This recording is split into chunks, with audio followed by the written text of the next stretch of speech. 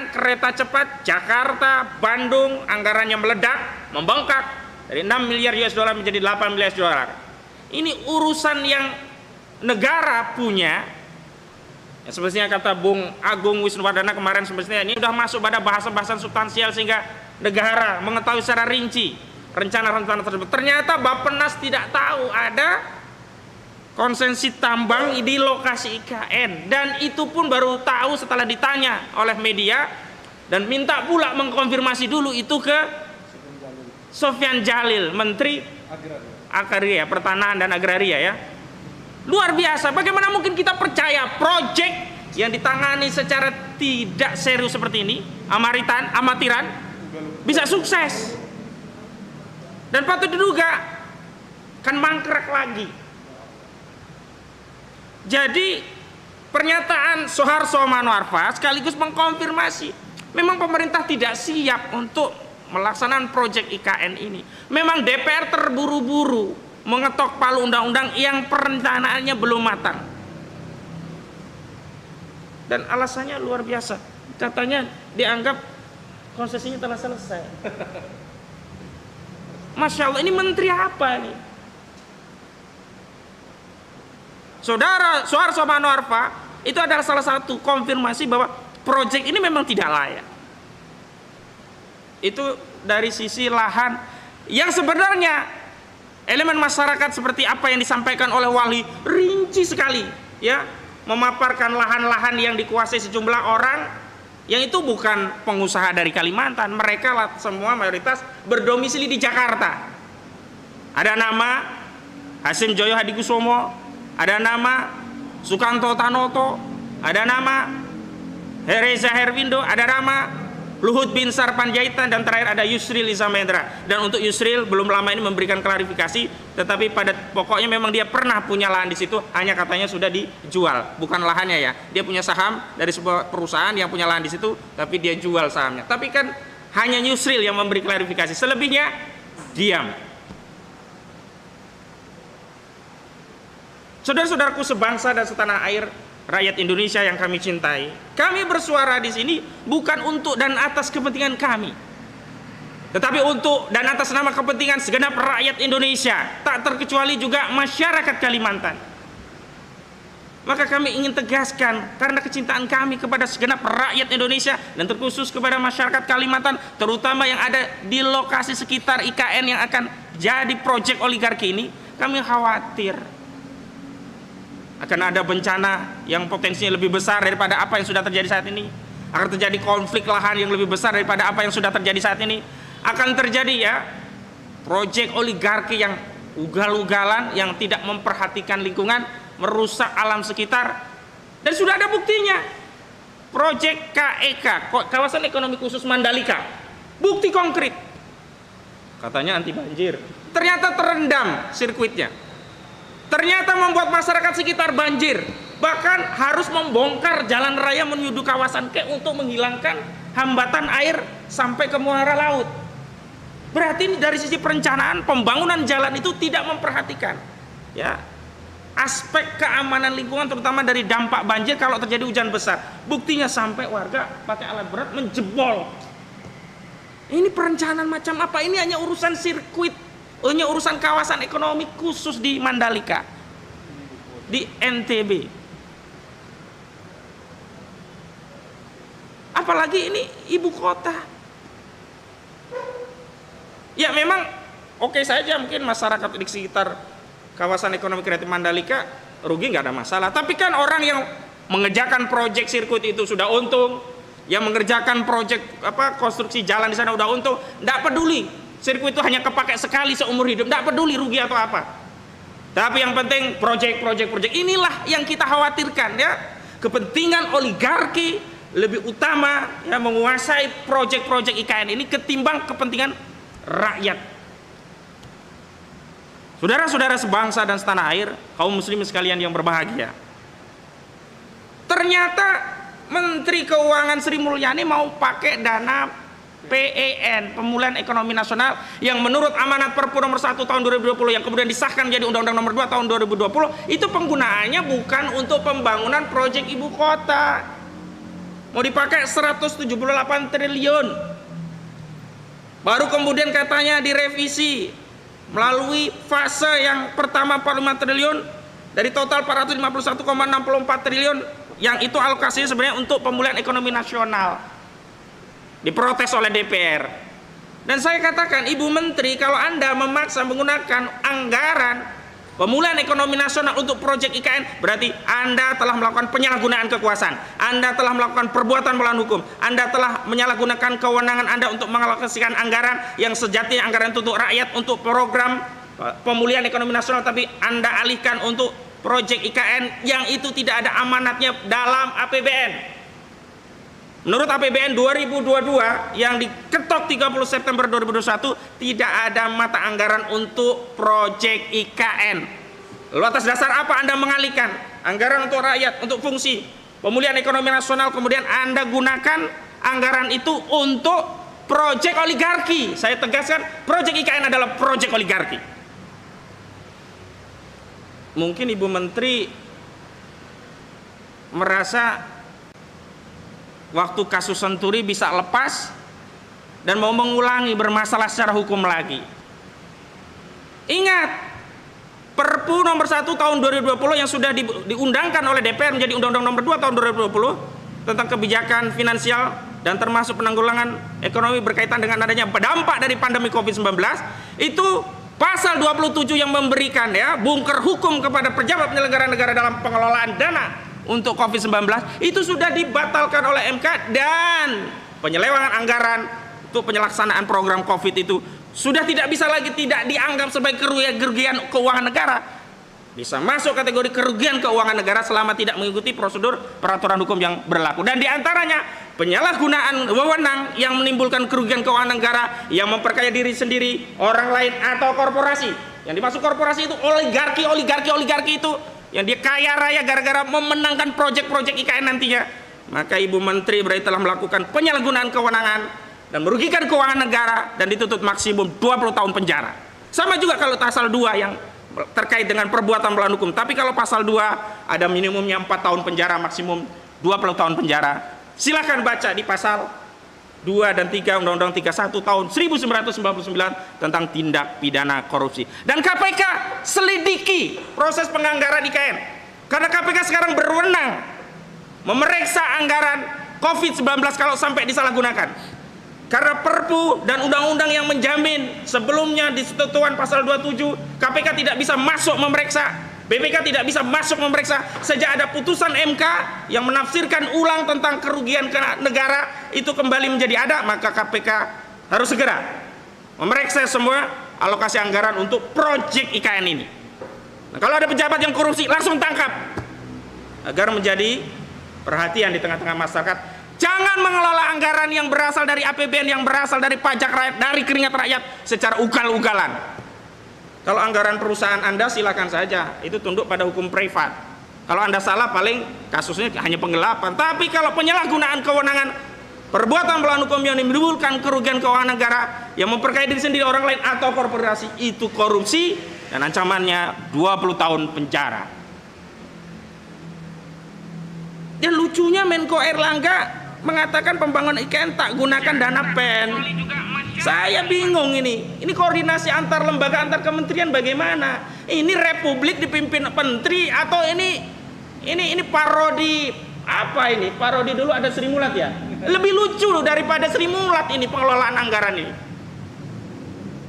Semestinya kalau memang mereka serius mengelola negara, rencana program IKN itu harus sejalan dengan rencana anggarannya. Berarti harus sejalan dengan APBN-nya. Yang benar, undang-undang IKN-nya disahkan dulu, baru APBN-nya dibahas agar bisa memayungi kebutuhan anggaran pada proyek IKN. Ini APBN-nya diketok dulu di 30 September 2021 menjadi APBN 2022 sebagai payung hukum untuk alokasi anggaran pembangunan di tahun 2022. Undang-undang IKN baru disahkan menjelang sudah lewat bahkan Januari, 18 Januari. Terus mau dipaksa ngambil anggaran PEN, korupsi. Saya ajari paling banter kalau mau merealokasi ya harus rubah APBN-nya agar bisa ada nomenklatur untuk PEN. Masa gitu saja harus diajari ya? APBNP dulu, RUU APBNP dulu. Ini negara dipimpin oleh orang yang sudah digaji dengan uang rakyat.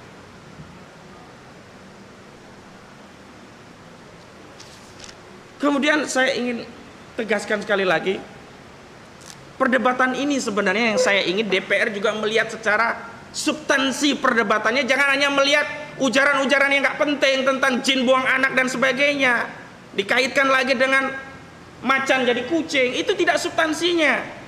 Substansinya adalah ada data-data yang kemarin sudah kami paparkan, ada sumber otoritatif yang kami jadikan rujukan, bahkan sejumlah pernyataan pejabat yang kami jadikan sandaran untuk kami berargumentasi. Silakan bantah. Siapa itu politisi PDIP yang katanya cuma lucu-lucuan? Politisi PDIP yang menertawakan Bang Edi Mulyadi ketika memberikan paparan data. Saya lupa kemarin. Bukan politisi PDIP. Sekarang saya tantang, bukan hanya politisi PDIP, DPR juga, ayo kita adu data, ayo kita berargumentasi demi masa depan bangsa. Kami punya wakil rakyat, tapi selama ini aspirasi kami sebagai rakyat tidak pernah terwakili. Kita tolak RUU Omnibus Law, DPR ketok. Kita tolak RUU KPK, DPR ketok. Kita tolak harga BBM naik, DPR ketok, diam saja. Bahkan dalam kasus ini semestinya DPR memeriksa saudara Presiden Joko Widodo karena banyak proyek infrastruktur itu yang tidak sesuai dengan alokasinya, tidak sesuai dengan peruntukannya. Kasus Bandara Kartajati. Awalnya untuk bandara. Bandara itu tempat kapal terbang dan mendarat, itu namanya bandara. Kok jadi bengkel? Itu rugi negara, harusnya diperiksa KPK, diperiksa oleh BPK. Korupsi. Tapi kok enak saja dialihfungsikan hanya jadi bengkel pesawat. Dan pasti kalau sudah jadi bengkel pesawat, tidak mungkin ada alur pesawat yang mau ke situ, karena semua maskapai itu sudah punya alur untuk melakukan proses perbaikan pesawatnya sendiri-sendiri. Rugi, nggak ada manfaatnya, unfaedah.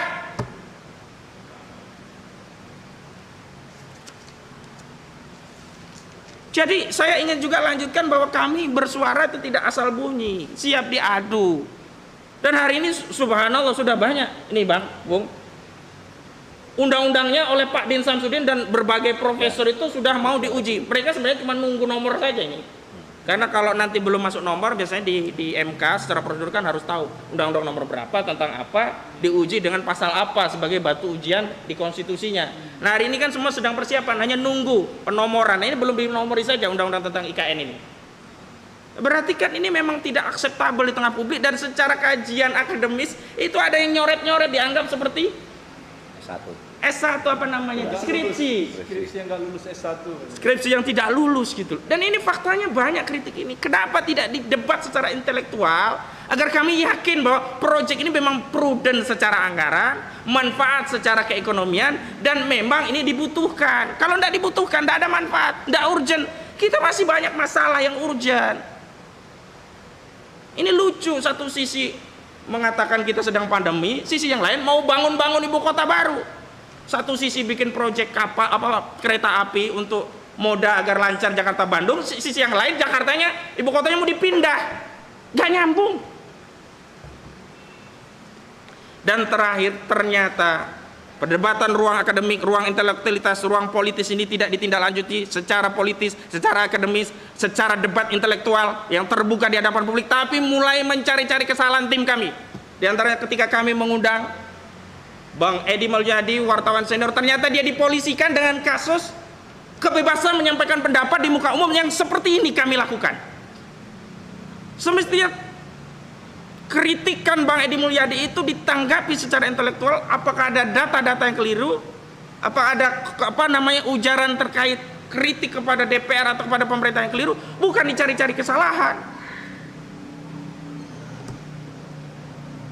Dan terjadi ketidakadilan hukum bagi Bang Edi Mulyadi dan kami semuanya rakyat Indonesia. Bagaimana mungkin ujaran yang hanya mengatakan jin buang anak ditafsirkan syarat dan langsung diproses, dipanggil oleh kepolisian. Sementara pada saat sama anggota DPR RI, saudara Arteria Dahlan dari PDIP, sampai hari ini diproses oleh kepolisian, tidak ada pemanggilan untuk Arteria Dahlan. Di mana ketentuan pasal 27 Undang-Undang Dasar 1945 bahwa setiap warga negara berkesamaan kedudukannya di hadapan hukum.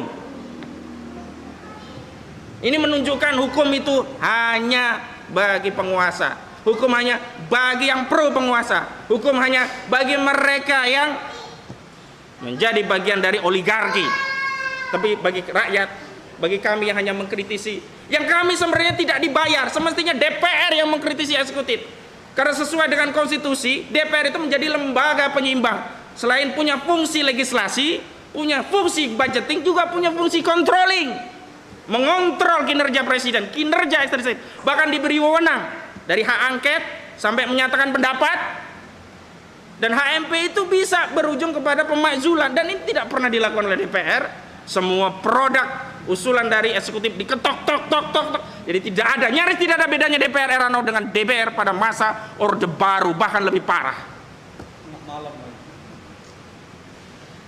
Saudara sebangsa setengah air dan seluruh kaum muslimin yang berbahagia pada kesempatan malam hari ini, saya ingin tegaskan kembali lagi, kriminalisasi yang terjadi pada Bang Edi Mulyadi tidak bisa dibenarkan secara hukum.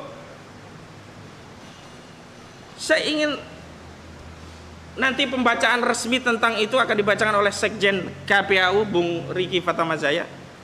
Tapi bagaimana mungkin ada panggilan yang semestinya 3 hari diatur KUHAP itu minimum, itu 2 hari langsung.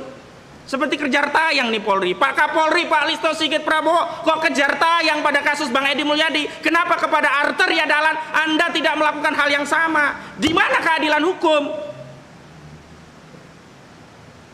Jadi kami mengerti kenapa ada satu kepala desa di wilayah Kalimantan tuh sampai diseret-seret karena hanya memenuhi panggilan polisi. Luar biasa, karena sengketa tanah adat yang ada di Kalimantan, dan itu viral videonya. Jadi wajar kalau kepolisian di daerah mungkin bisa melakukan hal itu. Kapolri saja, Polri yang di tingkat pusat, Mabes, ngirim surat panggilan saja tidak sesuai prosedur KUHAP. Nanti akan dibacakan rinciannya.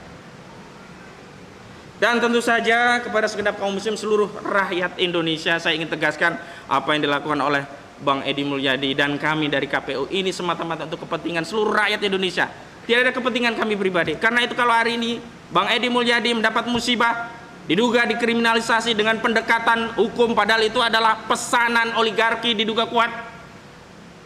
Kita bisa baca ini pesanan oligarki diduga kuat dari mana? Dari pembicaraan sosial media yang di situ kubu-kubu rejim semua ikut meramaikan. Si Abu Janda CS itu ikut meramaikan Twitter untuk meminta proses hukum kepada Bang Edi Mulyadi. Pada saat yang sama Abu Janda CS itu diam bungkam ketika ada ujaran terkait bahasa Sunda yang dilakukan oleh Arteria Dahlan. Ini bisa kita baca jelas, ini semua tunggangan dari oligarki yang mereka terusik kebijakannya, terganggu dengan pernyataan-pernyataan yang tegas di hadapan penguasa yang zalim, pernyataan-pernyataan yang benar, al-haq yang akan meruntuhkan al-batil. Takbir.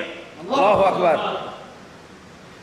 Sekali lagi kita sebagai segenap rakyat dan khususnya orang-orang yang beriman harus menegaskan sikap. Kita berada di sisi Bang Edi Mulyadi. Takbir. Allahu Akbar. Kita harus meneguhkan sikap bahwa kita tetap akan berjuang di atas jalan kebenaran. Takbir. Allahu Akbar. Kita akan tetap komitmen bahwa tidak akan pernah mundur meskipun kejengkal untuk melawan gerombolan oligarki. Takbir. Allahu Akbar. Dan yang terakhir, sungguh tidak ada kekuatan melainkan pertolongan dari Allah Subhanahu wa taala. Tidak ada kemenangan tanpa nasrullah. Karena itu saya mengajak kepada segenap kaum muslimin untuk bersimpuh di hadapan Allah Subhanahu wa taala. Allah yang punya kekuatan, Allah yang punya alam semesta, Allah yang menciptakan manusia, Allah yang menciptakan kehidupan agar memberikan pertolongan dan perlindungan kepada kita semua. Wabil khusus kepada Bang Edi Mulyadi agar tetap istiqomah menyuarakan kebenaran. Takbir. Assalamualaikum warahmatullahi wabarakatuh. Waalaikumsalam warahmatullahi wabarakatuh. Ini sekjen. Iya. Terima kasih kepada Bung Ahmad Rozinuddin Asa selaku Ketua Koalisi Persaudaraan dan Advokasi Umat. Tadi sudah menyampaikan pendapatnya ya dan pernyataan beliau. Mudah-mudahan tidak dipotong-potong, tuntas ya apa adanya ya. Dan kita akan menyimak. Nah, ini sebelumnya mau saya tanya nih ya. Karena kemarin beredar kabar ada yang aku aktivis 98 tapi masuk kampus tahun 2002. Nah, ini kemarin beliau di samping saya ya. Kalau yang beredar itu di samping saya. Dan beliau menyatakan diri sebagai aktivis 98. Ya, Bung Agung Wisnuwardana. Angkatan berapa, Bung? Sebenarnya masuk kampus, Saya masuk kampus tidak dijelaskan kampusnya apa? Oh ya, nggak Oke. usah. Biarkan netizen mencari-cari. Saya 96. 96. Kampus. Berarti betul-betul terlibat dalam aktivitas mahasiswa ya waktu Ya. itu ya. Oke, silakan Bung. Ini biasanya data dari aktivis 98 ini cakep-cakep ya seperti orangnya ya. Dan bagus-bagus ya, yang memberikan data kita semakin mengerti kenapa kita harus memahami tentang ibu kota Nusantara. Enggak. Ibu kota negara. Bingung juga ya. Namanya Nusantara apa negara? Oke. Tapi tidak perlu kita itu ya. Kita langsung saja kepada Bung Agung Wisnuwardana. Silakan, Bung. Oke, mic-nya taruh sini, bisa? Bisa, Aman? Bang. Oke. Aman. Kayaknya lebih nyaman taruh sini. Oh. Nah, lebih enak ya. Baik. Bismillahirrahmanirrahim. Assalamualaikum warahmatullahi wabarakatuh. Waalaikumsalam warahmatullahi wabarakatuh. Alhamdulillahirabbil alamin. Segala puji hanyalah untuk Allah seru sekalian alam. Allahumma shalli wa sallim wa barik ala Muhammad wa ala ali Muhammad. Saudara-saudaraku sekalian, di seluruh pelosok negeri ini dari Sabang sampai Merauke, semua yang mendengar siaran ini, baik siaran langsung maupun nanti siaran relay yang akan dilakukan oleh banyak channel, semoga kebahagiaan selalu bersama Anda. Semoga semangat perjuangan tidak pernah padam dalam diri yang ada di sini. Takbir. Takbir. Dan juga semoga semangat perjuangan tidak lekang oleh waktu pada seluruh rakyat Indonesia yang tidak menginginkan penjajahan terus hadir di negeri ini. Setuju? Setuju. Oke. Saya akan sedikit mereview baru kemudian masuk pada poin yang saya ingin sampaikan. Ada banyak alasan kemarin kenapa kita menolak pemindahan ibu kota dari Jakarta ke Kalimantan Timur. Bukan karena kita benci Kalimantan Timur, bukan. Bukan kita benci pada rakyat Kalimantan Timur, bukan. Bukan kita benci pada alam Kalimantan Timur, bukan. Banyak alasan kemarin kita simpulkan, kita sampaikan. Ada dua yang sangat penting yang saya ingin review. Yang pertama adalah bahwa pemindahan ibu kota dari Jakarta ke Kalimantan Timur, Penajam Pasir Utara dan sebagiannya di Kutai Kartanegara, ini syarat kepentingan para oligark. Sudah clear. Dari mana itu? Pemindahan ibu kota negara ini nanti merupakan proyek yang syarat kepentingan para oligark, di mana para oligark ini diuntungkan dari beberapa bagian. Pertama, untung besar karena kompensasi lahan. Ini clear. Jadi kalau dikatakan 180.000 hektar sampai 256.000 hektar ini bukan lahan kosong-kosongan. Di dalamnya ada konsesi-konsesi. Kita udah terangkan kemarin tuh. Siapa pemilik konsesi di ring 1, siapa pemilik konsesi di ring 2. Nama-nama sudah disebutkan sana. Langsung saja buka di final report yang dikeluarkan oleh Koalisi Bersihkan Indonesia. Tadi sudah ditantang oleh Bung Kozinudin. Kalau tidak percaya, buktikan, balas apa yang ada di dalam final report itu. Silahkan bantah yang ada di situ, jangan bawa ke yang lain-lain ya. Kita fokus ke sana. Dan itu kita tahu siapa yang akan diuntungkan dari kompensasi lahan. Ya tentunya yang punya konsesi lahan di situ. Apakah konsesi terkait dengan izin usaha pertambangan 144, kemudian yang terkait dengan izin usaha pemanfaatan hasil hutan kayu, baik itu hasil ala hutan alamnya maupun hutan tanaman industrinya, ada nama-nama yang sudah disebutkan Bung Kozinudin tadi itu. Ini harus dibuktikan. Dalam artian kalau mereka membantah, silahkan bantah sekarang ini. Silahkan bantah 56 nama tadi terlibat atau tidak. Kalau tidak terlibat, buktikan sekarang juga. Kami menduga mereka lah yang akan dapat untung besar dari kompensasi lahan ini. Takbir. Yang kedua, untung besar dari pembangunan berbagai sarana prasarana yang ada di sana. Tentu pemain pembangunan konstruksi yang ada di sana bukan pemain ecek-ecek dong, tapi tentu pemain besar. Diduga kuat pemain-pemain besar, inilah kontraktor-kontraktor besar, pengembang-pengembang besar, baik dalam negeri maupun luar negeri. Kalau begitu siapa yang diuntungkan dari situ? Sekali lagi, para oligark. Yang ketiga, untung besar dari apa? Dari penyewaan dan penjualan aset-aset negara yang strategis di kawasan DKI Jakarta saat ini. Melalui apa? Pemanfaatan, atau yang kedua melalui pemindah tanganan. Tentu kita tahu bahwa pembangunan ibu kota negara ini membutuhkan anggaran.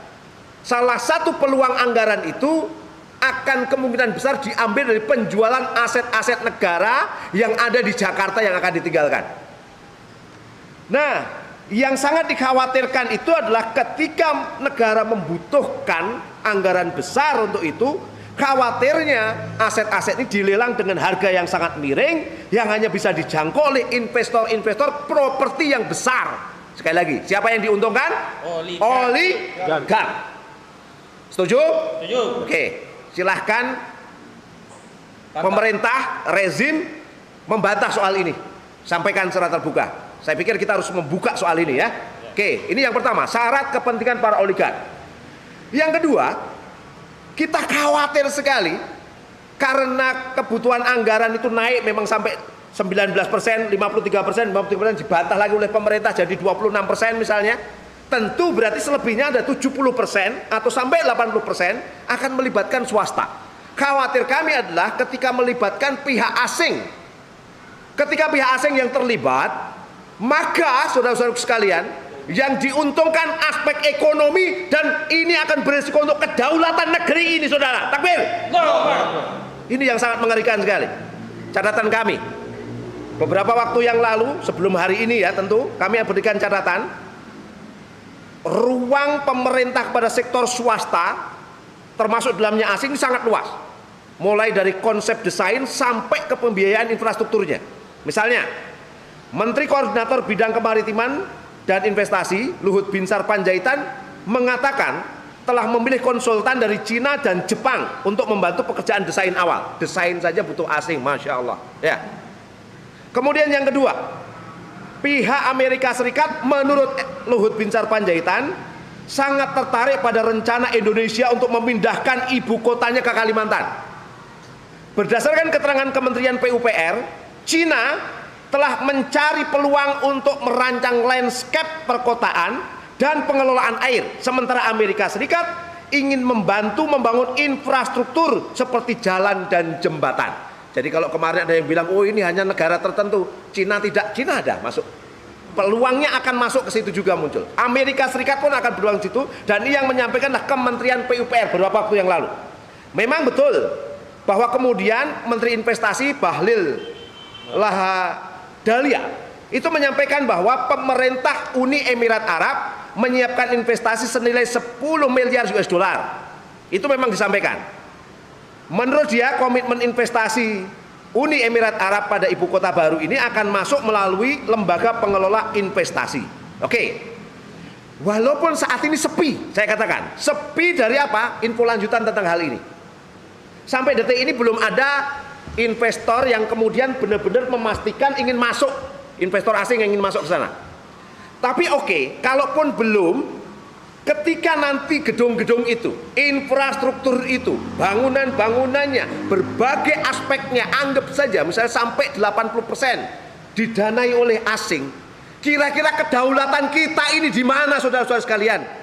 Kira-kira kedaulatan kita itu tinggi atau rendah, saudara sekalian? Rendah. Kalau rendah, ini pengkhianatan atau tidak, saudara? Pengkhianatan tidak, saudara? Ini luar biasa menurut saya. Ini yang sangat mengerikan dalam konteks kita hari ini.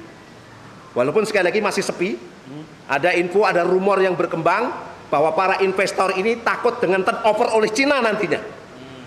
Khawatir gitu loh. Nanti tiba-tiba disepak Cina yang masuk. Mohon maaf, kayak kereta cepat, kereta Cina. Kereta cepat khawatirnya. Atau jangan-jangan memang tidak menguntungkan. Kalau tidak menguntungkan berarti kemungkinan proyek itu akan mangkrak. Kalau mangkrak siapa yang dirugikan, saudara? Rakyat. Siapa yang untung, saudara? Oligarki. Asing dan asing tentunya nanti. Oke, baik. Sekarang kita bicara skema pembiayaan. Ini yang sangat lucu. Di data Bappenas disebutkan, memang ini datanya clear banget. Di awal disebutkan bahwa APBN 19,2%. KPBU sistem ya, kerjasama pemerintah dengan badan usaha itu 54,6%. Kemudian swasta murni ini adalah 26,2%. Dalam perkembangannya ketika rame pansus lagi diskusi, pemerintah menaikkan 53%. Kemudian pemerintah bantah lagi. Enggak kok, berapa? Di data website IKN disebutkan 26%. Ini kayak main-main gitu loh. Anggaran dibuat main-main. Makanya kapan waktu ada DPR yang mulai protes tuh. Protesnya apa? Nggak jelas nih anggarannya nih, ya. Anggaran untuk IKN ini nggak jelas. Waduh, gimana nih, Masya Allah ya. Untuk sebuah proyek yang sangat besar, kontribusinya yang tidak clear. Nah, saudara-saudaraku sekalian, saja naik 53%. Kira-kira APBN kita itu biasanya isinya dari apa sih? Pajak. Kalau nggak pajak, utang. Kalau nggak pajak, utang. Oke. Maka kemarin muncul satu wacana dari Bu Sri Mulyani bahwa akan ada wacana dari rezim negeri ini untuk memberikan pajak khusus pada rakyat untuk pembangunan IKN. Ini kira-kira dolim tidak, saudara? Dolim tidak, saudara? Luar biasa.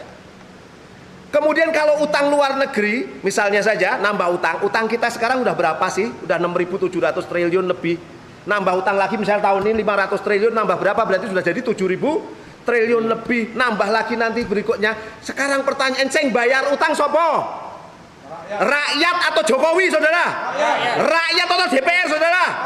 Kalau rakyat berarti ini dolim tidak, saudara? Dolim, saudara sekalian. Apalagi di catatan saya, utang Indonesia dari mulai 2000 sampai 2020 itu naik 422%. 422%. Sementara kemiskinannya hanya turun 29%. Utangnya naik 422%, miskinnya hanya turun 29%. Sementara total bayar bunga utang dalam dan luar negeri itu sampai 2.672 triliun rupiah. Sekarang pertanyaan saya, dari utang itu yang untung sopo? Rakyat itu yang miskin, yang berkurang banyak atau sedikit kira-kira? Sedikit, nggak terbanding. Nah ini kalau kita lihat, udah beban utang, kemiskinan juga tidak berkurang secara signifikan. Ini yang nggak ngerti. Dan terus terang saya kemarin sampaikan, ada persoalan ini bukan sekedar hitung-hitungan. Anda aja dosanya seperti menzinai ibunya sendiri. Itu hanya 2 dirham. Bayangkan kalau jumlah utangnya sampai ribuan triliun, kira-kira ini sebuah kedoliman yang sangat nyata tidak, saudaraku sekalian? Luar biasa ini. Sementara Allah SWT melaknat yang semikian ini. Allah menghalalkan jual beli tapi mengharamkan riba. Kalau Allah sudah mengharamkan, maslahat atau madorot, saudara? Maslahat atau madorot, saudara? Kalau pemimpinnya sudah membuat madorot, ini kira-kira yang hancur rakyatnya atau DPR-nya, saudara? Rakyatnya. Udah, ini sebuah, ya Allah, naudzubillah min dzalik. Sudahlah utang ribawi, Allah nggak ridho. Kemudian pajak mendolimi rakyat, Allah juga nggak ridho. Kira-kira rezim negeri ini diridhoi Allah tidak? Tidak. Allahu Akbar. Naudzubillah min dzalik. Oke. Terus kemudian anggap saja Pak Agung itu saya kurangi deh APBN-nya nggak banyak-banyak, balik lagi 19%. Berarti sisanya berapa? 80% akan dibuka untuk investasi asing. Kira-kira atau swasta asing atau swasta dalam negeri. Kira-kira kalau swasta asing, swasta dalam negeri yang membiayai pembangunan ibu kota, hancur nggak kedaulatan kita kira-kira, saudara? Hancur. Bagaimana ibu kota rahasia diketahui oleh swasta? Bagaimana ibu kota lorong-lorong untuk nanti mungkin Pak Jokowi nyari gorong-gorong untuk sembunyi supaya tidak diketahui oleh musuh misalnya, itu diketahui oleh swasta. Mau lihat gorong-gorong ke bawah, oh sudah di sana Pak Jokowi tembak dor misalnya begitu. Ini jelas mengganggu kedaulatan. Oke, Ini poin-poin penting untuk kita lihat. Dan tentunya dalam konteks ini Allah Subhanahu wa taala pun nggak ridho. Kenapa? Allah Subhanahu wa taala berfirman, "Wala yaj'alallahu lil kafirina 'alal mu'minina sabila." Dan Allah sekali-kali lagi tidak akan memberikan jalan kepada orang-orang kafir untuk mengalahkan orang-orang yang beriman. Sehingga ketika nantinya investasi asing ini besar, itu kekalahan Indonesia atau kemenangan Indonesia, saudara? Kekalahan atau kemenangan? Kalau kalah berarti Indonesia ini akan menuju kehancuran atau kehebatan, kira-kira, saudara? Kehancuran.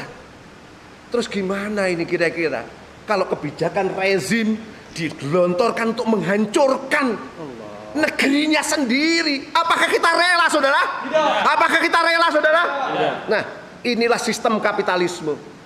Inilah sistem kapitalisme. Sekalian saya menambahkan, coba bayangkan ya, betapa rusaknya riba negara ini ya. Riba negara tahun 2022 itu mencapai 405 triliun. Berapa? 405 triliun. Di tahun yang sama, dana perlindungan sosial dan kesehatan kita hanya 398,2 triliun. Coba. Ribanya lebih tinggi daripada melindungi rakyat. Ribanya lebih besar daripada melindungi rakyat. Ya Allah, dolim tidak, saudara ini? Masya Allah. Inilah kapitalisme. Kapitalisme yang merusak negeri ini. Ini yang saya ulang berulang kali, negeri ini saatnya untuk berani ganti sistem. Kemarin ada yang bilang, saya dapat singgungan katanya dari Pak staf ahli Menkom Info, ya toh? Menkom Info. Ya. Pak siapa? Pak Profesor lah ya, dibilangnya ahli komunikasi, ya. Karena ganti sistem itu berarti adalah menghancurkan pengen ganti Pancasila. Sekarang pertanyaan sederhana sajalah. Tadi yang saya contohkan tadi, ciri negara kapitalisme atau tidak, saudara? Kapitalisme. Kalau begitu sebenarnya yang merongrong ideologi negeri ini siapa, saudara? Rezim negeri ini sendiri. Oke. Oleh karena itu ini waktunya kita untuk mulai berubah hari ini. Mulai berubah serius untuk menata negeri ini. Sedikit saya memberikan dorongan dengan cinta saya yang paling dalam pada seluruh rakyat Indonesia, muslim maupun non muslim. Sederhana saja. Kalau kita membaca lahan itu, Bang Gozin ya, lahan ibu kota negara itu dulunya kan hutan alam yang luas. Di bawahnya ada batu bara, subur barang tambang yang luar biasa. Saya menyampaikan satu nas Kanjeng Nabi Muhammad sallallahu alaihi wasallam. An-nasu suraka'u fi salasin. Manusia itu berserikat dalam 3 hal. Alma, air. Wal kala, padang pengembalaan. Wan nar, api. Sumber daya air itu milik umum, haram diberikan pada swasta. Haram diberikan pada Hasem Joyo Hatikusumo. Haram konsesinya diberikan keistimewaan pada Sukanto Tanoto. Haram keistimewaan lahan tersebut diberikan pada Luhut Binsar Panjaitan dan lain sebagainya. Kenapa? Dalam pandangan Islam itu adalah milik semua rakyat Indonesia, muslim maupun non muslim. Termasuk yang di Kalimantan, masyarakat adat. Ya Allah, dengan cinta saya yang paling dalam pada Anda, ini kami hadir.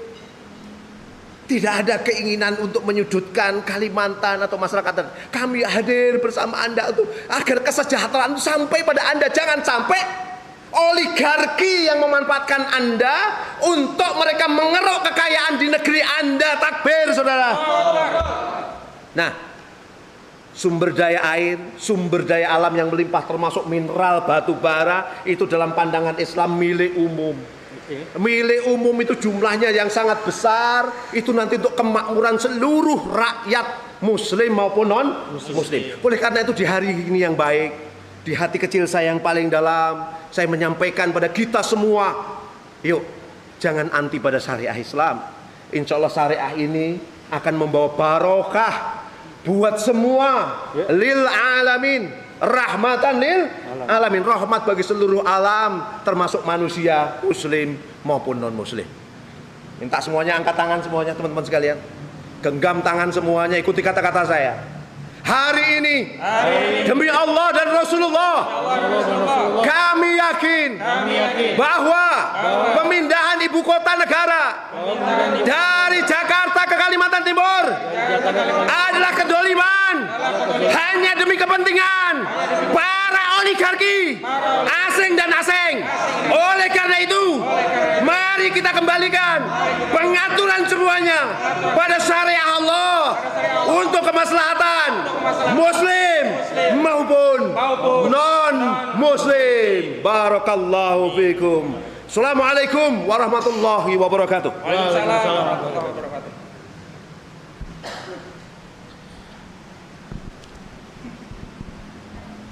Ciamik ya kata-kata yang disampaikan oleh aktivis 98 ini.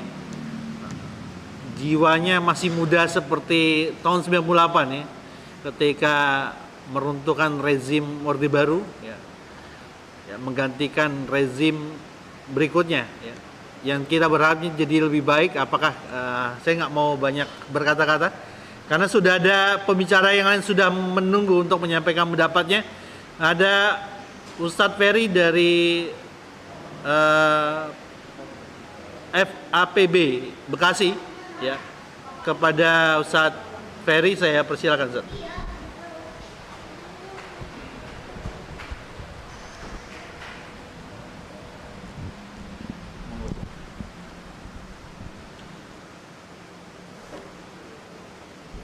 Baik.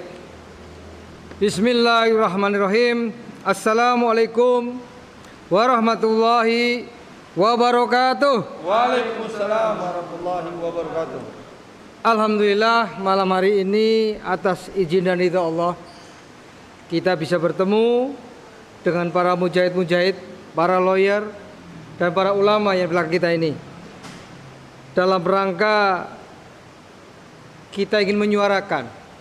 Yang pertama adalah SIF Bang Edi Mulyadi, yang kedua SIF Kalimantan, SIF Indonesia, dan tentunya kita akan tolak IKN.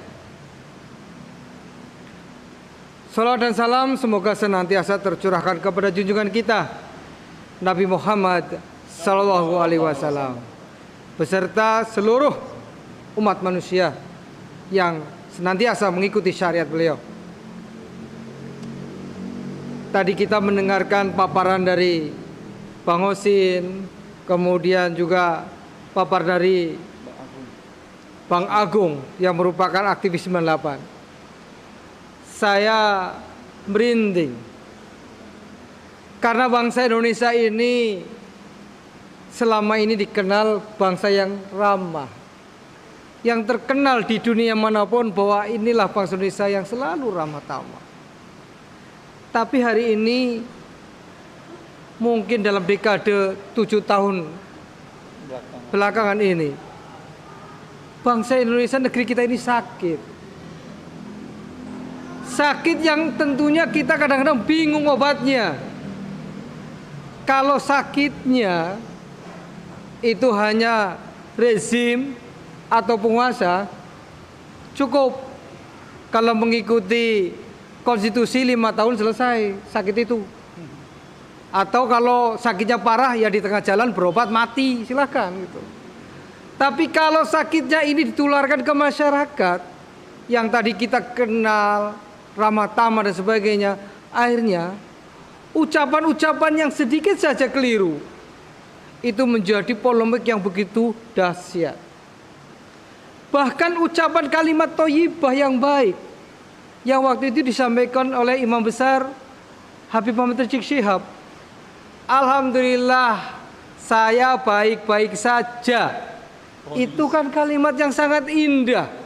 Dimanapun kita mengucapkan itu, setiap ketemu, bagaimana kabarnya? Alhamdulillah baik. Vonis 4 tahun, iya kan? Naudzubillah min dzalik. Walaupun akhirnya kemarin ada keputusan dikurangi ya 2 tahun. Tapi ini nggak wajar. Ucapan thayyibah dihukum ini. Itu yang pertama. Kemudian menantu beliau Habib Hanif Alatas, beliau menyampaikan betul Habibana sehat, alhamdulillah. Dan memang betul hari ini Habibana sehat sampai hari ini. divonis 1 tahun. Nah ini kan kedoliman yang terus berlangsung di negeri ini. Dan kita hari ini masih suka terus dipelihara perpecahan di antara kita umat di bawah ini. Kita bangga kalau mengucapkan kampret. Kita bangga dengan mengucapkan kadrun. Padahal dengan ucapan kita mengucapkan kampret, berarti pihak yang sana akan mengatakan ke kita kadrun. Sebaliknya kalau kita mengucapkan kadrun, berarti pihak sana akan mengucapkan kita kampret. Kok bangga dengan ucapan seperti itu? Inilah yang terjadi hari ini, bahwa perpecahan kita terjadi di umat. Penyakit yang harusnya terjadinya hanya di rezim saja, para penguasa saja, ternyata sekarang sudah merambah kepada umat. Jadi umat ini hanya ikut-ikutan, terkontaminasi. Ya, dan inilah yang terjadi. Dan yang sedih ini muncul baru beberapa hari yang lalu. Bang Edi Mulyadi mengucapkan kata-kata, salah satu adalah tempat jin buang anak. Itu adalah pepatah, ungkapan, ibarat. Tapi itu menjadi suatu fenomenal karena apa? Ada orang-orang yang merasa tersakiti di sana. Padahal ucapan-ucapan itu sudah biasa kita lakukan. Walaupun dalam konteks yang dalam arti kita mengucapkan. Khawatirnya nanti peribahasa yang selama ini sudah ada, kalau ternyata peribahasa itu akhirnya menyakiti kita, misal terpecik muka, duluan terpecik muka sendiri, terus kita merasa terhina, apa iya akan dilaporkan yang seperti ini? Inilah bahwa keikhlasan kita, kerelaan kita untuk menerima ucapan-ucapan yang berbeda, itu sekarang sudah tidak zamannya lagi hari ini. Karena apa? Bangsa kita sakit hari ini. Makanya perlu pengobatan. Bukan pengobatannya didatangkan oleh rezim-rezim yang mendatangkan asing dan asing ke Indonesia. Ayo, persatuan kita jaga, ukhuwah kita jaga. Karena tadi Indonesia hari ini tidak lagi sehat-sehat saja. Hutang ribuan triliun. Siapa yang akan menggantikan, nanti akan melunasi? Untuk nyicilnya saja entah kapan selesainya. Apalagi akan membangun ibu kota negara baru. Yang tadi disampaikan oleh Pak Agung bahwa modalnya kalau tidak pajak hutang. Pajak kemarin disampaikan oleh Bu Sri Mulyani masih tersendat-sendat. Berarti hutang lagi. Sakit lagi. Persatuan tidak akan terjadi lagi. Dan ini semakin sakit. Apa iya kita rela anak cucu kita akan mengalami seperti itu? Maka kita semuanya ayo bersatu padu. Umat Islam khususnya yang punya iman yang kuat, dan tentunya masyarakat Indonesia secara keseluruhan, persatuan tetap harus kita jaga. Ayo, hanya kata-kata yang keliru, kalau orangnya sudah minta maaf, ayolah kita buka hati. Karena maaf adalah yang terbaik, dan memohon maaf juga terbaik. Saling memaafkan itu lebih baik lagi. Insya Allah hari ini kami dari FAPB menyampaikan bahwa persatuan dan ukhuwah ayo terus kita jalin. Jangan kita ketularan sakitnya rezim. Hai umat, kita sembuhkan diri kita, kuatkan kita dengan persatuan. Jangan sampai negeri ini kembali dijajah oleh orang-orang asing ataupun asing yang terus ingin merongrong kita.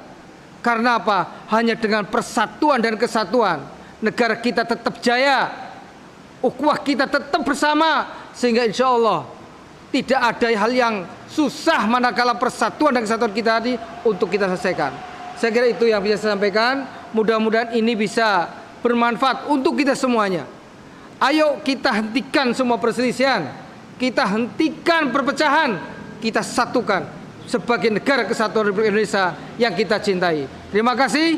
Assalamualaikum warahmatullahi wabarakatuh. Ya, berikutnya ke pembina KPAU Ustaz Irwan Saifullah yang akan menyampaikan pendapatnya terkait dengan pemindahan ibu kota sekaligus terkait dengan kasus yang menimpa Bang Edi Mulyadi, wartawan senior FNN, kemudian juga tentang kepentingan di balik kenapa kita bicara ini? Ya semata-mata untuk mungkin bisa Kalimantan jadi juga saya silakan. Assalamualaikum warahmatullahi wabarakatuh. Alhamdulillah wa syukurillah wa ni'matillah la khawla wa la quwata illa billahil aliyyil azim. Kepada para ulama, para habaib, para tokoh, para mubaligh, para aktivis, para mahasiswa dan rakyat di seluruh Nusantara ini, baik yang pro maupun yang kontra ya terhadap Bung Edi Mulyadi, wartawan senior Muslim ini, maka kami ingin menyampaikan beberapa hal ya mengenai beliau. Ya, yang pertama kami sampaikan terhadap beliau kurang dan lebihnya ya mengenai beliau. Sekali lagi, kurang dan lebihnya mengenai beliau. Ya, sekali lagi, kurang dan lebihnya mengenai beliau. Ya, bahwa beliau telah menyatakan ya bahwa beliau menyatakan ingin semata-mata menyampaikan kebaikan untuk negeri ini, menyampaikan amar ma'ruf nahi mungkar, menyampaikan keadilan, menyampaikan terwujudnya kesejahteraan di negeri ini. Itu sebetulnya inti yang paling besar yang ingin beliau sampaikan ya di dalam forum sebelumnya ataupun di forum-forum yang lain. Ya, sekali lagi, terlepas kurang dan lebihnya. Dan hal ini cocok seperti yang digambarkan oleh Allah SWT di dalam Al-Quran surat Al-Anbiya ayat 107. A'udzubillahi minasyaitonirrajim. Bismillahirrahmanirrahim. Wa ma arsalnaka illa rahmatan lil alamin. Dan tiadalah kami mengutus kamu, yakni Nabi Muhammad sallallahu alaihi wasallam, melainkan untuk menjadi rahmat bagi seluruh alam semesta. Subhanallah.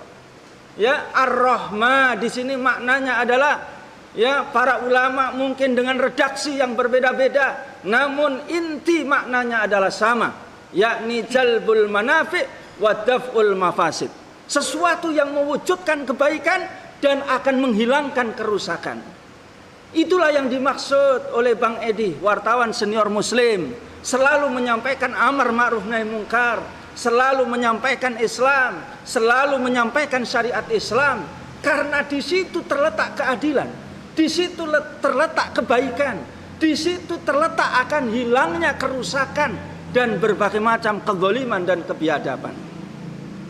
Oleh karena itu, yang kedua perlu kami sampaikan, ya, inti yang disampaikan oleh Bang Edi terlepas dari ya dugaan ada ujaran ya rasis ya kepada saudara kami yang di Kalimantan, ya, atau terlepas kurang dan lebih, kami mohon juga dipahami dan juga direnungkan dan juga didengarkan inti yang diharapkan oleh beliau, permasalahan pokok yang disampaikan oleh beliau, yakni pemindahan ibu kota ini adalah menguntungkan oligark dan merugikan saudara kami rakyat Kalimantan dan juga rakyat Indonesia secara umum. Betul tidak? Betul. Maka seperti yang disampaikan ya oleh pembicara yang pertama, yakni Bang Ishak dari Fakta dan juga dari Bang Agung aktivis 98, yakni yang pertama menguntungkan oligark ya, baik ini adalah dari konsensi lahan, baik dari pembangunan proyek, baik dari juga nanti kemungkinan penjualan aset-aset ibu kota lama. Maka itu ada syarat ya pengerukan atau eksploitasi dari aset atau investasi yang akan digunakan untuk merealisasikan ibu kota baru. Ya, bahkan di situ akan syarat dengan kemungkinan dugaan akan ada korupsi. Dan beliau ini berani untuk adu data. Ya, wahai Pak Jokowi, wahai DPR dan seluruh rakyat Indonesia di sini, ayo kita adu data. Apakah yang disampaikan oleh ya Bung Edi ini adalah sebuah main-main, apalagi banyolan, atau semata-mata karena kecintaan kepada negeri ini? Ya, karena sayangnya negeri ini jangan sampai dikuasai oleh oligark dan merugikan rakyat. Ya, betul tidak? Subhanallah. Yang kedua tadi juga ditantang untuk adu data. Ternyata investasinya itu ternyata ada yang dari asing, dari Amerika, dari Uni Emirat, dari Uni Eropa, dari RRC, dari Jepang. Ya, maka kalau kemudian investasi ini dari asing, tentu di situ kedaulatan kita akan ya dirongrong, bahkan bisa menjadi hilang seperti sekarang. Salah satu bentuk adalah pengesahan RUU dari IKN ini super cepat, ya, di malam hari atau di pagi hari, cepat sekali, ya, padahal belum disosialisasikan kepada rakyat dunia kampus dan juga belum ditanya, ya, sebagian besar rakyat Indonesia ini, ya, walaupun diprotes sana protes ini tetap berlanjut itu, ya, subhanallah. Nah, itu yang jelas, ya. Sedangkan di sisi yang lain adalah merugikan rakyat. Coba kita lihat rakyat yang ada di Kalimantan. Menurut data ya World Wildlife Fund, ya, penggundulan hutan diperkirakan sampai tahun 2020 itu diperkirakan akan terjadi kehilangan lahan hampir 6 juta hektar. Coba. Ini penggundulan, hilangnya lahan hutan ini, ya, diperkirakan 6 hektar ini, 6 juta hektar ini adalah ulah siapa ini? Apakah ulah rakyat atau ulah oligark, saudara? Ya, ulah rakyat atau ulah oligark, saudara? Oligark. Ini, saudara, fakta menyengsarakan rakyat. Ya, belum kemudian berapa tadi yang disebutkan lubang batu bara. Ya, belum kemudian disebutkan tadi juga bagaimana ya sengketa kepemilikan tanah. Ada ketua adat yang kemudian diseret begitu saja. Ya, kami menduga di sini ada ketidakadilan di dalam konsensi ya lahan, saudara. Kalau oligark itu gampang dan dilindungi, kalau masyarakat semena-mena. Ya, demikian juga bagaimana kemudian banjir. Ya, luar biasa. Ya, ternyata banyak di sana itu banjir yang belum bisa diatasi, saudara. Ya, ditambah lagi. Ya, di daerah sana ini sudah ada proyek gagal gitu. Jadi di Kalimantan sendiri ternyata sudah ada proyek gagal, yakni salah satunya adalah tahun 2015 itu ada mega proyek kereta api Borneo yang nilainya 57 triliun. Ya, ini proyek gagal, coba. Yang investornya ini sudah tidak sanggup lagi. Ya. Ini fakta ini. Bagaimana mega proyek di sana itu gagal, ya, yang 57 triliun saja gagal, apalagi yang jauh lebih besar ini bagaimana? Coba. Demikian juga ada ya kawasan ekonomi khusus di Maleo juga mangkrak dan hilang tanpa cerita, tanpa sejarah. Coba, saudara. Tanpa ya. Ini ulah rakyat atau oligark, saudara? Oligark. Menguntungkan rakyat atau oligark? Oligark. Merugikan rakyat atau oligark? Rakyat. Subhanallah. Nah itu, saudara. Di sisi yang lain, saudara sekalian, ya, Bang Edi juga ini ketakutan. Ya, saking sayangnya dia itu sampai berapi-api. Dan mungkin agak sedikit tadi yang kemudian ya disayangkan, ya. Namun demikian beliau ini takut. Ya, bagaimana mega proyek kalau kita lihat mangkrak skandal proyek LRT di Palembang. Ya, bagaimana juga mangkrak juga ya mengalami kerugian mega proyek Bandara Kertajati. Bagaimana nanti kemungkinan akan skandal besar ketika Pak Jokowi turun, ketika ini kemudian dievaluasi dan diaudit, ya, kereta api Bandung Jakarta. Tidak menggunakan APBN, ternyata menggunakan APBN. Coba, ya, saudara. Ya, demikian juga itu dikatakan Faisal Basri itu sampai mungkin sampai hari kiamat tidak akan balik itu. tidak akan untung alias rugi. Nah, saudara sekalian, ya, rakyat di seluruh Indonesia yang kami cintai, itu yang sesungguhnya telah dipaparkan oleh ya Bang Edi Mulyadi, wartawan senior Muslim tadi itu, yang disampaikan di mana-mana, disampaikan dengan penuh ya kecintaannya dan penuh dengan semangat.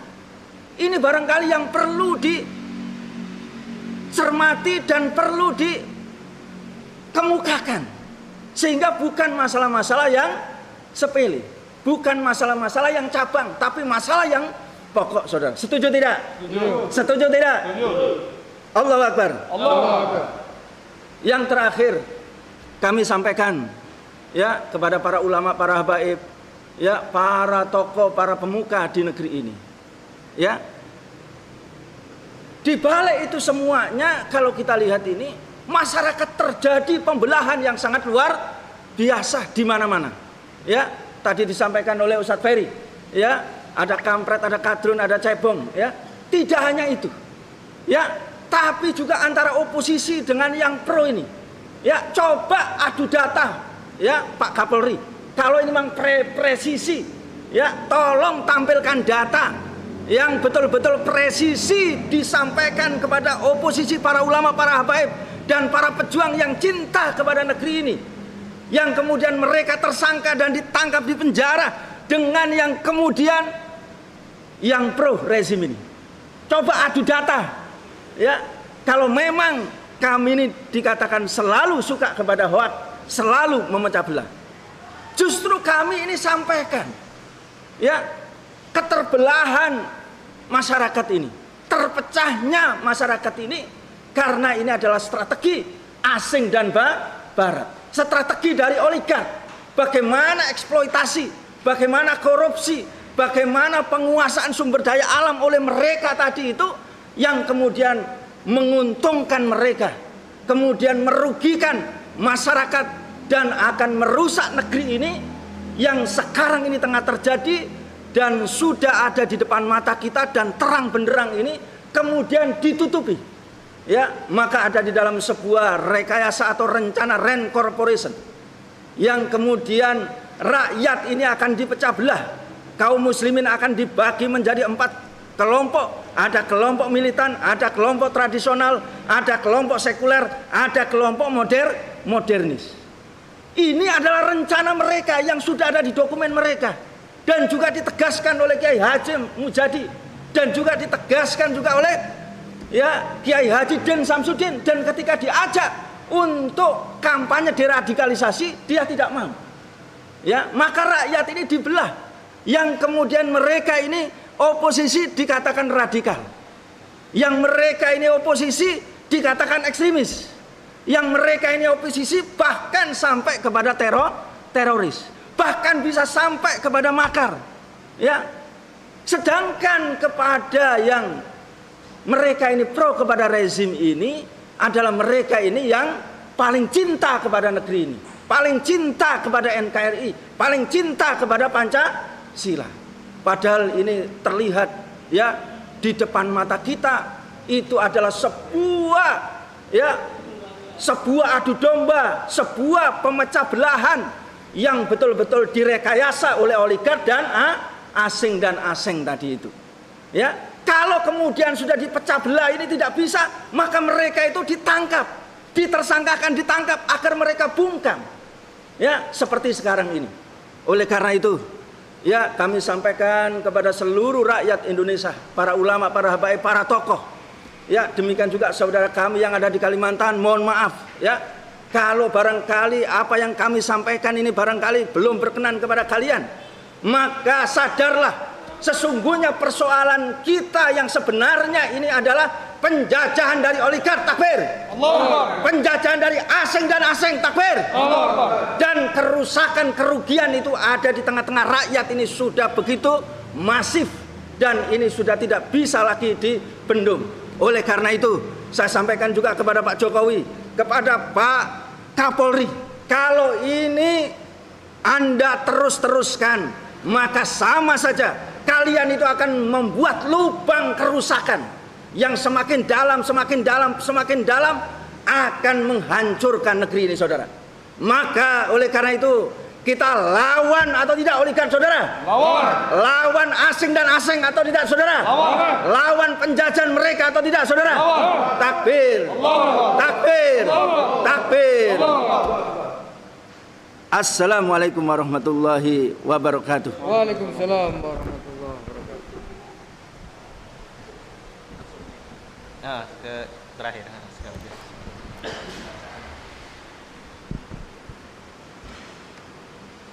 Agak menggebu-gebu tadi dari pembina Koalisi Persaudaraan dan Advokasi Umat, Ustadz Irwan Saifullah, Kiai Irwan Saifullah tadi menyampaikan pendapatnya, dan kita ingin mendengar apa yang sebenarnya diinginkan oleh teman-teman Koalisi Persaudaraan dan Advokasi Umat terkait dengan ibu kota negara yang baru, kemudian kasus yang menimpa wartawan senior, ya, Bung Edi Mulyadi, serta apakah KPAU berupaya untuk menyamarkan negeri ini atau justru sebaliknya.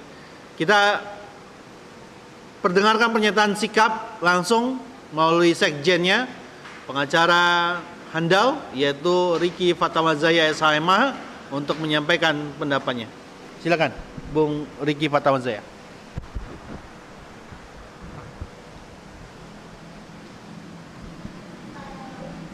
Bismillahirrahmanirrahim. Assalamualaikum warahmatullahi wabarakatuh. Waalaikumsalam warahmatullahi wabarakatuh. Allahu Akbar, Allahu Akbar, Allahu Akbar. Alhamdulillah, Allah masih memberikan kita nikmat iman, Islam, dan juga idealisme. Dan tentunya berbuat amar ma'ruf nahi mungkar.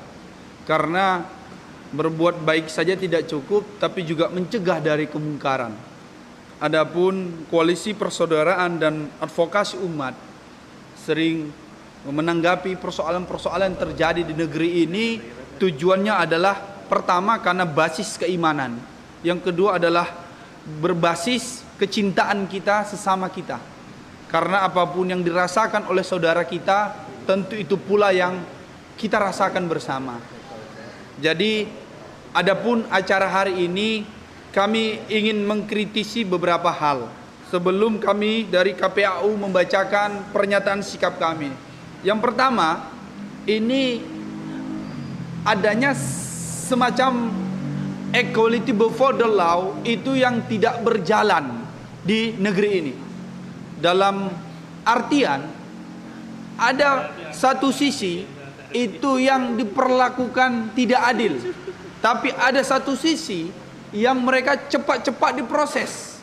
Satu misal, kalau kita mengatakan ada kesamaan hukum di negeri ini, maka posisi yang dilakukan ini sangat luar biasa.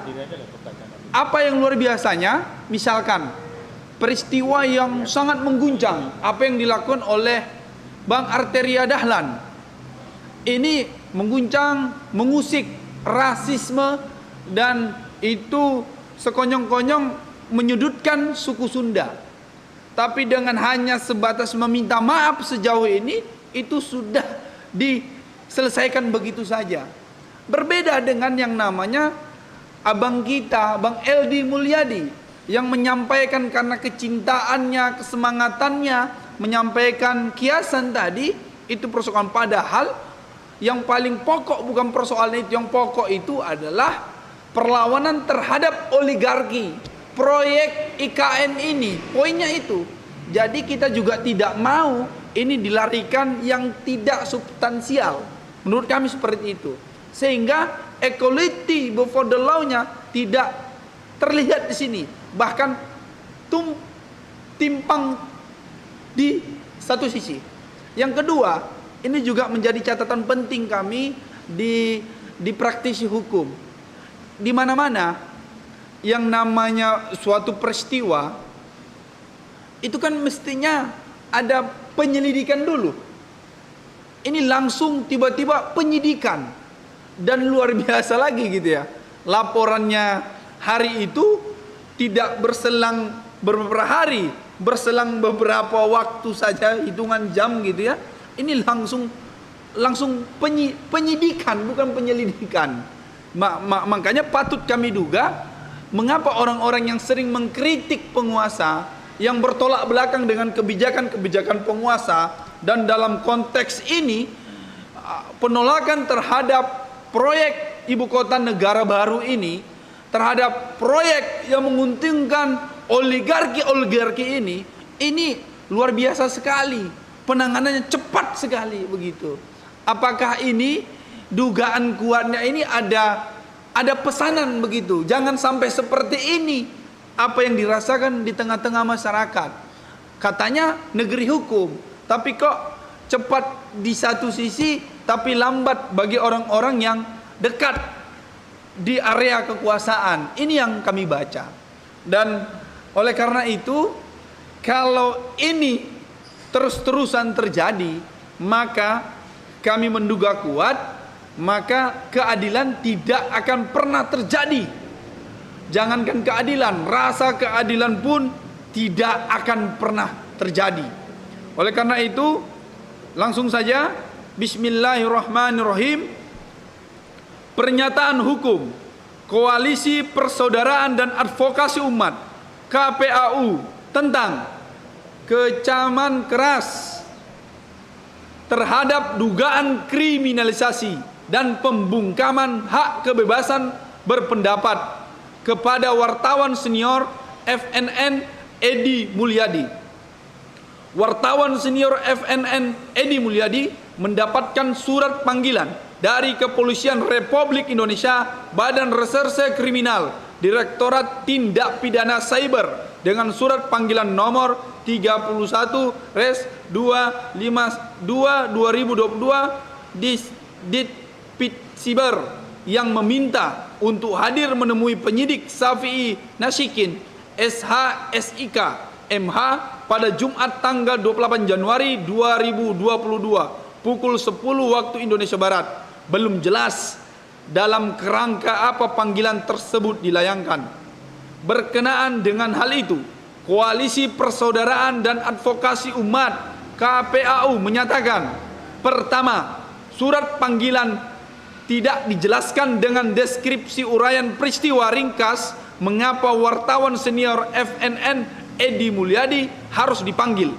Di dalam surat hanya menyebutkan untuk didengar keterangannya sebagai saksi sehubungan dugaan tindak pidana ujaran kebencian dan permusuhan berdasarkan atas suku, agama, ras dan antar golongan sara dan atau pemberitahuan bohong dengan sengaja menerbitkan keonaran dan atau dapat menerbitkan keonaran di kalangan rakyat dan atau media elektronik sebagai dimaksud dalam pasal 45A ayat 2 junto pasal 28 ayat 2 Undang-Undang nomor 19 tahun 2016 tentang perubahan Undang-Undang nomor 11 tahun 2008 tentang informasi dan transaksi elektronik dan atau pasal 14 ayat 1 ayat 2 atau pasal 15 Undang-Undang nomor 1 tahun 1946 tentang peraturan hukum pidana dan atau pasal 156 KUHP.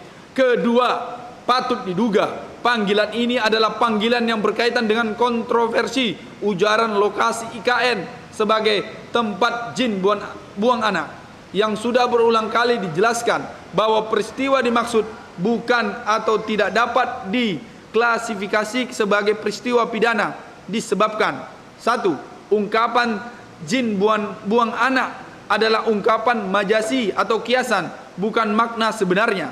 Ungkapan ini merujuk pada suatu tempat yang jauh, sepi dan seram sehingga diistilahkan sebagai tempat jin buang anak. Ungkapan ini lazim diucapkan di Jakarta, bahkan almarhum Ciputra sebelum mengubah kawasan Pondok Indah sebagai kawasan elit seperti ini. Dahulu kawasan Pondok Indah lazim disebut dengan tempat jin buang anak karena kawasan Pondok Indah dahulu sepi bahkan seram, banyak tanah kosong dan tanaman rerimbunan. 2. Ungkapan itu ditujukan kepada tempat, yakni tempat yang sepi, jauh dan seram, berupa kawasan hutan, tambang yang dipenuhi dengan lubang tambang yang saat ini dikuasai penguasa Jakarta, Sukanto Tanoto, Hasim Jojo Hadi Kusumo, Reja Harwindo, Luhut Binsar Panjaitan, hingga Yusril Hija Mahendra, sebagaimana tercatat dalam temuan data yang dikeluarkan Walhi. Sehingga kalimat yang diujar bukan ditujukan kepada masyarakat Kalimantan, apalagi masyarakat adat tertentu di Kalimantan. Kalimat ujaran jin buang anak semestinya hanya membuat tersinggung Sukanto Tanoto, Hasim Jojo Hadikusumo, Reja Harwinto, Lut Binsar Panjaitan, hingga Yusril Hija Mahendra selaku pemilik lokasi IKN, karena kepada lokasi IKN itulah ujaran dimaksudkan. 3. Konteks ujaran jin buang anak bukan ditujukan kepada masyarakat Kalimantan, tetapi bagi ASN dan pembisnis atau masyarakat yang sudah biasa tinggal di sekitar ibu kota Jakarta, untuk membahasakan lokasi IKN yang dikuasai para taipan yang jauh sepi, maka Edi Mulyadi menggunakan istilah tempat jin buang anak. Karena itu, apa yang diutarakan oleh Edi Mulyadi tidak dapat dipersoalkan dengan pasal 45A ayat 2, 28 ayat 2 Undang-Undang ITE tentang menyebar kebencian dan permusuhan berdasarkan sara, sebab ujaran yang disampaikan bukan ditujukan kepada suku, agama, ras dan atau golongan. Ujaran tersebut ditujukan kepada masyarakat yang ada di luar Kalimantan untuk menggambarkan tempat lokasi IKN yang jauh, sepi, bahkan seram karena lokasi hutan dan tambang batu bara yang meninggalkan banyak lubang. Ketiga, kami menduga kuat ada upaya mengkriminalisasi wartawan senior Edi Mulyadi yang dipanggil secara mendadak dengan beberapa indikasi sebagai berikut. 1. Surat panggilan dilayangkan hari Rabu tanggal 26 Januari untuk hadir pada hari Jumat 28 Januari, sehingga praktis jika dihitung sejak tanggal diterimanya surat hanya 2 hari sampai pada hari pemeriksaan. Semestinya lazimnya surat panggilan minimal 3 hari sebelum hari pelaksanaan pemeriksaan, sebagaimana diatur dalam pasal 227 ayat 1 KUHP yang berbunyi, semua jenis pemberitahuan atau panggilan oleh pihak yang berwenang dalam semua tingkat pemeriksaan kepada terdakwa, saksi atau ahli disampaikan selama-lamanya 3 hari sebelum tanggal hadir yang ditentukan di tempat tinggal mereka atau tempat kediaman mereka terakhir. 2. Surat panggilan tidak jelas tentang peristiwa apa wartawan senior FMN dipanggil, karena tidak memuat uraian ringkas tentang deskripsi peristiwa yang sedang diselidiki. Panggilannya hanya menerangkan pasal-pasal yang diduga peristiwa tindak pidana tanpa penjelasan uraian peristiwa, sehingga tidak diketahui alasan pemanggilan secara jelas. Hal itu bertentangan dengan ketentuan pasal 112 ayat 1 KUHP yang menyatakan penyidik yang melakukan pemeriksaan dengan menyebutkan alasan pemanggilan secara jelas berwenang memanggil tersangka saksi yang dianggap perlu untuk diperiksa dengan surat panggilan yang dengan memperhatikan tenggang waktu yang wajar antara diterimanya panggilan dan hari seseorang diharuskan memenuhi panggilan tersebut. 3. Surat panggilan memuat adanya dugaan tindak pidana ujaran kebencian dan permusuhan berdasarkan atas suku, ras, agama, ras dan antar golongan sara dan atau pemberitahuan bohong dengan sengaja menerbitkan keonoran dan atau yang dapat menerbitkan keonoran di kalangan rakyat dan atau menyiarkan suatu berita yang tidak pasti atau kabar yang berlebihan yang tidak lengkap melalui media elektronik sebagaimana dimaksud dalam pasal 45A ayat 2 junto pasal 28 ayat 2 Undang-Undang Nomor 19 tahun 2016 tentang perubahan Undang-Undang 11 tahun 2008 tentang informasi dan transaksi elektronik dan atau pasal 14 ayat 1 ayat 2 dan pasal 15 Undang-Undang Nomor 1 tahun 1946 tentang peraturan hukum pidana dan atau pasal 156 KUHP. Pasal-pasal dimaksud dapat dipahami mengandung maksud hendak mentarget Edi Mulyadi dengan pasar berlapis, sehingga jikapun Edi Mulyadi lolos dari jerat pidana sara akibat ujaran tempat jin buang anak, maka dia akan dijerat dengan pasal-pasal lainnya yang bersifat karet, sebagaimana pasal-pasal tersebut telah digunakan untuk menjerat Habib Rizik Syihab, Habib Hanif, Kiai Haji Sobri Lubis, Gus Nur, Ustadz Maher At-Taulibi, Ali Baharsa, Dr. Saganda Nenggolan, Ruslan Buton, Antun Permana, dan tokoh-tokoh lain yang berseberangan dengan rejim. 4. Kedudukan Edi Mulyadi adalah tokoh yang kritis terhadap rejim, lantang menyuarakan kebenaran dan berpihak pada umat Islam. Berbeda dengan Arteria Dahlan dari PDIP yang telah secara nyata menyinggung suku Sunda akibat pelecehan terhadap bahasa Sunda, hingga saat ini tidak juga diperiksa. Adanya tindak diskriminasi, tidak imparsial, tidak profesional, tebang pilih, menindak Edi Mulyadi dan membiarkan Arteria Dahlan, menunjukkan rejim ini memang gemar melakukan kriminalisasi kepada aktivis yang kontra rejim, menggunakan instrumen hukum dan melindungi orang-orang yang berada di kubu rejim.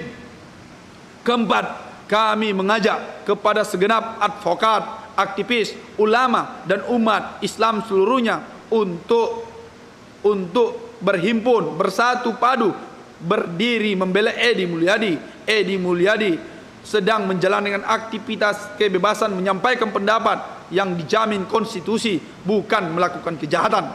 Edi Mulyadi dikriminalisasi karena lantang membongkar makar oligarki di balik proyek IKN yang merugikan seluruh rakyat Indonesia, termasuk merugikan masyarakat Kalimantan. Oligarki inilah yang telah berbuat jahat, menggeruk kekayaan alam Kalimantan, meninggalkan kerusakan ekosistem alam, dan ingin cuci tangan atas kejahatan mereka melalui proyek IKN. Edi Mulyadi selama ini lantang bersama tim pemantau peristiwa pembunuhan atau TP3 untuk menuntut pengungkapan peristiwa kilometer 50, bersuara lantang membela Habib Rizik Syihab, Gus Nur, tokoh-tokoh kami dan aktivis yang dikriminalisasi rejim. Kelima, kami mengajak kepada segenap masyarakat Sunda, baik yang di Jawa Barat atau di seluruh Indonesia, bahkan di dunia, untuk menuntut proses hukum kepada Arteria Dahlan, politikus PDIP. Tidak boleh ada kekebalan hukum kepada satu warga negara, mengingat ketentuan pasal 27 ayat 1 Undang-Undang Dasar 1945 menyatakan semua warga negara bersamaan kedudukannya di dalam hukum dan pemerintahan, dan wajib menjunjung hukum dan pemerintahan itu dengan tidak ada kecualinya. Tidak boleh hanya ujaran Edi Mulyadi yang dianggap menyinggung masyarakat Kalimantan yang diproses hukum, sementara ujaran Arteria Dahlan tentang bahasa Sunda yang lebih dahulu dituntut masyarakat Sunda malah dikesampingkan. Polri harus bersikap adil. Polri harus bersikap adil. Polri harus bersikap adil. Polri harus bertindak presisi. Demikian pernyataan disampaikan. Hasbunallah wa ni'mal wakil wa ni'mal maula wa ni'man nasir. Jakarta, 27 Januari 2022. Koalisi Persaudaraan dan Advokasi Umat KPAU, tertanda tangan Ahmad Gozinuddin SH Ketua Umum, Riki Fattamajaya Munte SHMH Sekjen. Terima kasih. Assalamualaikum warahmatullahi wabarakatuh. Waalaikumsalam warahmatullahi wabarakatuh. Takbir. Allahu Akbar. Takbir. Allahu Akbar. Takbir. Allahu Akbar. Langsung closing aja jam 10. Kepada Bung Riki Fattamajaya yang sudah menyampaikan pernyataan sikap mewakili dari Koalisi Persaudaraan dan Advokasi Umat. Saya Rizky Awal selaku host pada malam hari ini dan juga wartawan dari Satu Indonesia Newswalk bagian dari Mimbar Tub bagian dari SNN juga mengucapkan selamat terus berjuang membela keadilan, tegakkan keadilan dimanapun kita berada. Assalamualaikum warahmatullahi wabarakatuh. Waalaikumsalam warahmatullahi wabarakatuh.